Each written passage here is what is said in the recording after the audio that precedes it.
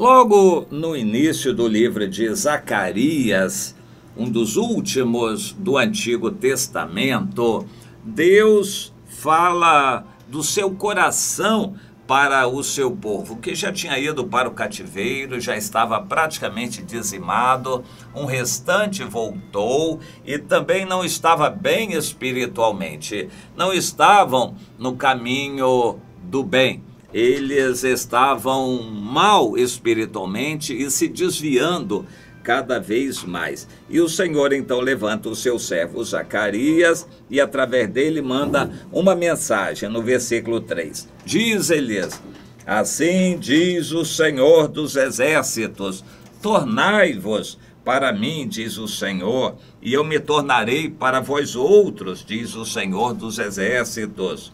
Não sejais como vossos pais, a quem clamavam os primeiros profetas, dizendo: assim diz o Senhor, convertei-vos agora dos vossos maus caminhos e das vossas más obras, mas não ouviram, nem me atenderam, diz o Senhor.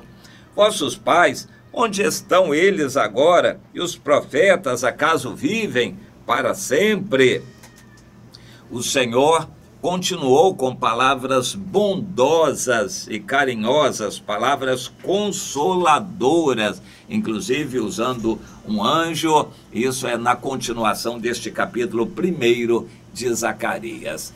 Deus queria mostrar o seguinte: vocês estão mal, mas eu continuo a amar vocês. Vocês estão mal, mas eu continuo a querer bem a vocês. Só eu exorto vocês a se voltarem para mim, a fazerem um retorno, techuvá em hebraico. Vocês se convertam, voltem-se para mim.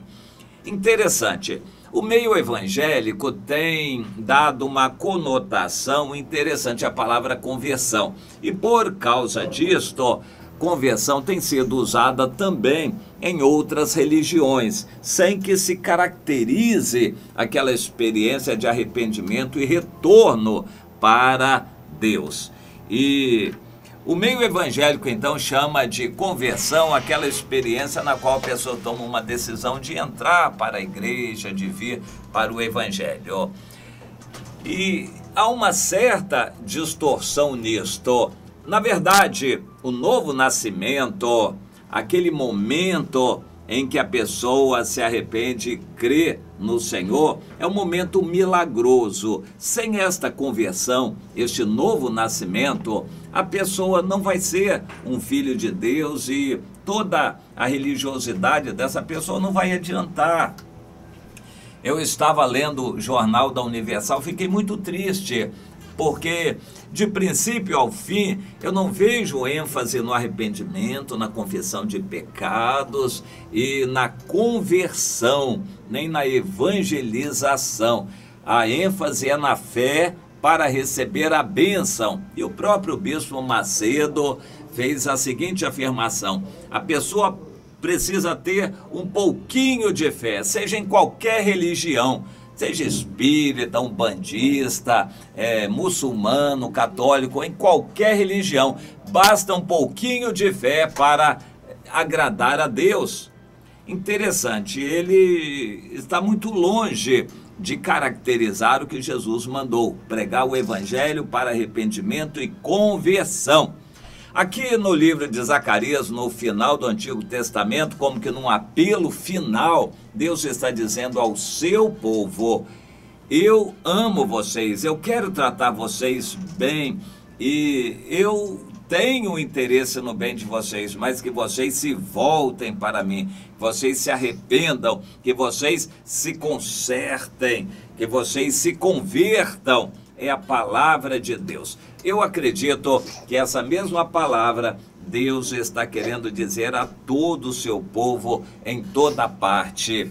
Volte-se para mim, faça uma techuvá em hebraico, um retorno.